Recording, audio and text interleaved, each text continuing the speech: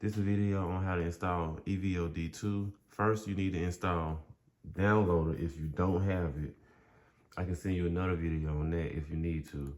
Go to Downloader and type in this bit.ly/3 capital S, lowercase s, capital Z, lowercase p, cc. It gotta be done perfect. Press go. You're going to install the app. And once it's installed, you want to open the app.